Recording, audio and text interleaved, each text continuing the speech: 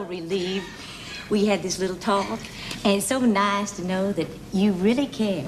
Well, I'm interested in all my pupils. And thank you very much for coming in. Oh, thank you, Miss Collins. Thank you much, ma'am. See you again. Mr. and Mrs. Higgins? Oh, would you come in, please?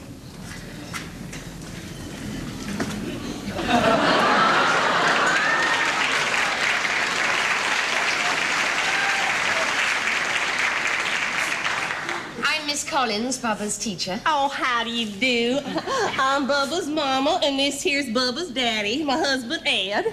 Ed. How do you do? This here's Miss Collins. She teaches our Bubba.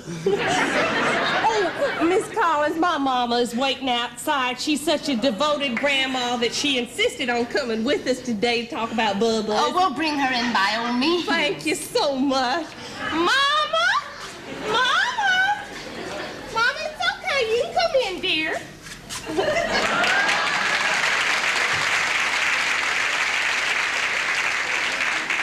I'll just sit somewhere in the back, and I promise not to butt in. Oh, now, Mama, come on, as if anybody ever thought of you as butting in. Miss Collins, this is my mama. How do you This do? is Bubba's teacher, Miss Collins. Last thing I want to become is one of them butt-in-ski grandmas. Seems like apparently I already have a tendency to open my mouth a little too often about my daughter's housekeeping. Now, Mama, Miss Collins don't want to hear about that. My goodness! This classroom sure does bring the memories back, don't it, Ed? Ed? Did you sit down? Thank you kindly. Look at cute little desk. I've been wanting to speak to you for some time now. I have sent many notes home with Bubba asking you to contact me. Oh, yes, I know. You told me that over the telephone, Miss Collins, and, well, I do find it kind of hard to believe that my little Bubba wouldn't give me any of the notes that you've been sending home. I mean, I have always stressed the value of honesty in my house. Maybe so, Eunice, but you pay absolutely no attention to what either one of them boys watches on that television. I mean, they sit there by the hour watching liars and cheats and crooks, and then Margaret wiggling all around with next to nothing on. Mama, could we just be quiet and listen like civilized human beings to what Miss Collins wants to tell us about Bubba? Now, I have an entire record of Bubba's school record, and I'm afraid to say that his studies and that his personal behavior are extremely poor, and they've been steadily going downhill since first grade.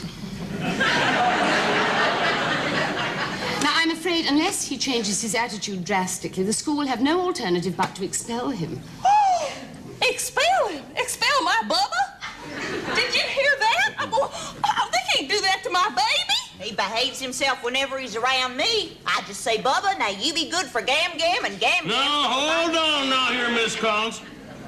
Exactly what has my boy done to get this whole school in such a flap here? Here are a few of the facts. Bubba's handed in just one assignment so far this year. It was a 100-word composition entitled What I Did This Summer. Well, Bubba wrote not much. 50 times. Well, when asked to stand and recite one stanza from Hiawatha, he said, "The hell I will." When asked to report to the principal's office, he set off the fire alarm en route. On Monday, September the 15th, he threw a stink bomb into the teacher's lounge. On Tuesday, the 16th... Well, do you need to hear more? How's he doing in athletics? Other pupils will not permit him to play. You see, if he doesn't win, he throws a tantrum and usually hits someone, always someone smaller than himself. Well, that's something anyway. Shows he's got a little spirit in him. But don't you see that that spirit indicates a very, very disturbed child? No, come on now, hold on, Miss Collins. Let's not fall off the deep end just because the boy's kicking up his heels a little bit. I didn't know he had an enemy, such a pasty-faced little droop around the house. Here's another example of his kicking up his heels. This morning, he stole Margie Buchanan's chicken salad sandwich and forced her to eat his own bologna sandwich, nearly choked the poor child to death. Well, now, just wait just a minute. Let me get something straight here. How do you know he did that? Did you see him do that? Well, no. It was reported to the principal by another child. What are you gonna do, listen to some little snitcher? Well, the snitcher in this instance was his own brother, Billy Joe. That's one thing Bubba cannot resist is good chicken salad. Last time the boys were over at my house, I made up a big bowl of it. It was gone for lunch. What you gotta do, Eunice, is cut up them little sweet pickles. We don't need your recipe for chicken salad, Mama. Thank you very much. Poor little tykes. I think I'd steal some chicken salad, too, if all I ever got was bologna sandwiches day after day. Do not start on me on how I feed my boys, Mama. I see to it that they get more than bologna sandwiches. I want you to know that. I really see to it. I mean, sometimes they get potato chips and ho-hos and cheese snaps and Lord knows what all. Yes, well, would you let me show you something? Now, we asked all the children to draw pictures of their homes. Now, as you can see, most of the children drew houses, and they drew a parent figure and child figures. And we also asked them to draw an arrow indicating themselves. Now, as you can see in all these drawings, the child has drawn himself as a human-sized individual, you know, in relationship to the parents. Now, if you would just look at this, this is Bubba's drawing. Let's see that.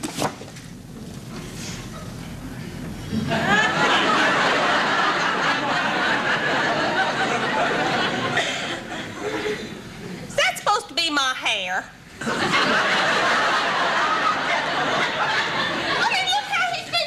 Looks. My hair don't look like that. Now, this drawing suggests how little and insignificant he feels in his own home. Well, he always was small for his size. Look how he thinks my hair looks. My hair don't look like that. I'm trying to draw your attention to this little dot that he thinks of as himself. Well, he's always been frail. You don't get enough to eat. I am not in the mood for this, Mama. Will you please let us concentrate on Bubba. We are here for his welfare. He's failing in all his courses. Therefore, I cannot overemphasize to you the importance of an open, loving home climate. Well, what y'all looking at me for? Oh, I get it. You're gonna lay it all at my feet, just like all them other teachers did. It's Eunice's fault, huh? Eunice is the heavy. I'm always the goat. Well, just when am I ever gonna get off the pan? Will somebody tell me that? Eunice, if we came here to listen to what this lady's got to say, why don't you sit down so we can listen? Well, we came here to hear what she has to say, Mama, not what you have to say. Well, I got a right to speak up about my own grandson. Well, then, okay, why don't you take over? Do you hear how she talks to me? Well, guess I'd better go after her. No, perhaps Mrs. Higgins would like to have time to think things over. It might be nice to take advantage of a little breather.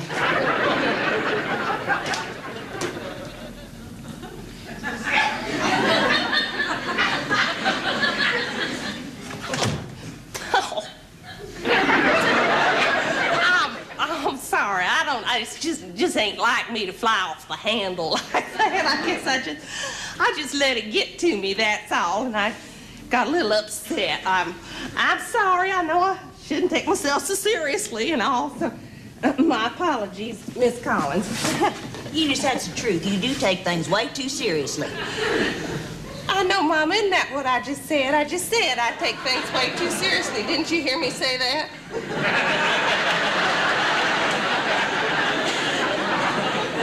I'm only trying to take a little interest in my grandson's welfare. I know you are, Mama, but the point is the boys are my responsibility.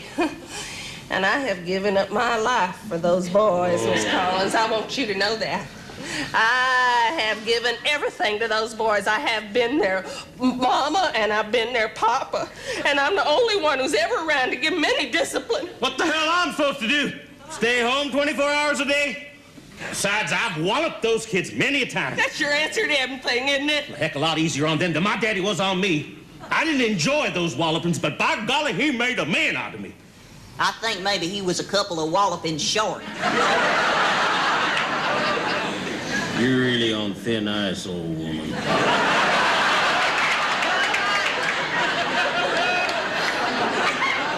Look, none of you seem to realize that without some responsible parental guidance, your son is headed for big trouble.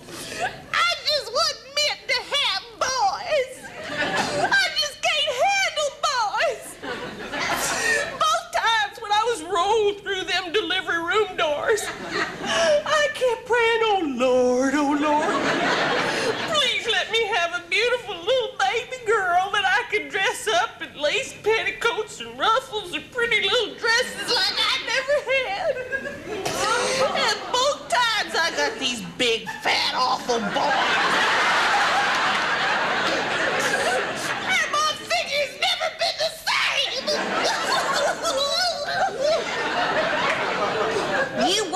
dresses, Eunice. You want Miss Collins to think that I let you run around naked? They were my sister Ellen's hand-me-down. She never bought me a dress of my own in my whole life, you never!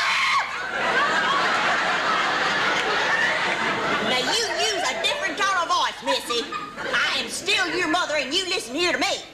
I warned you if you married this big bozo, you was gonna wind up giving birth to a bunch of freaks.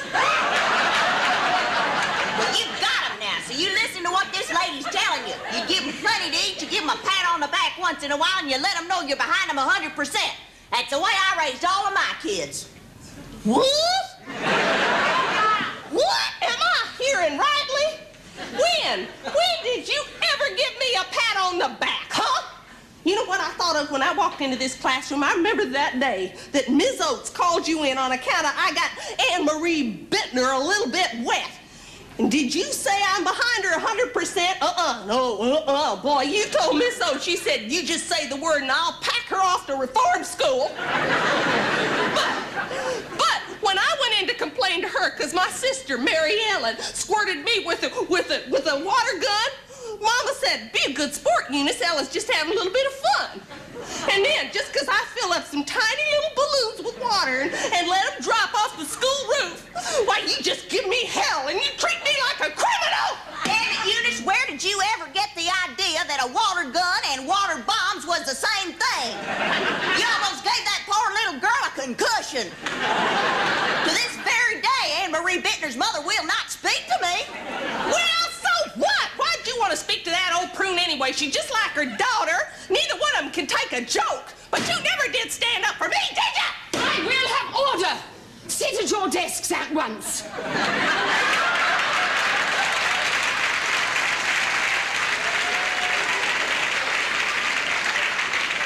Now, this is my classroom, and you will behave yourself. My name is Miss Collins. I am the teacher. You are the parents. You have come here today so that we can discuss your brat, so let's discuss him.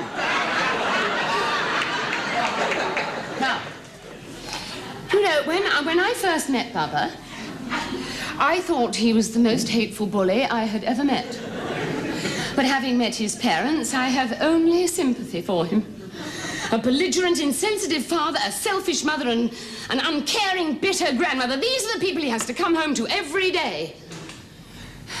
I don't live with them. Well, that's one small mercy for Bubba. Now, let me tell you something. We are going to make a better life for Bubba, even if it means I have to come over to your house every day and knock your heads together. From now on, you're going to give some loving care and attention to his life and his welfare. That's all.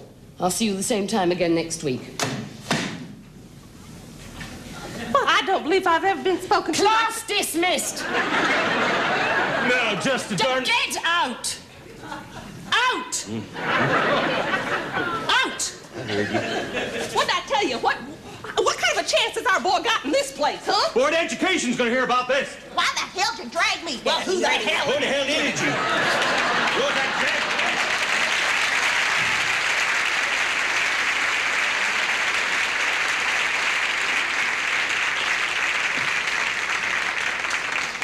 Oh, Bubba, we've got a lot of work to do.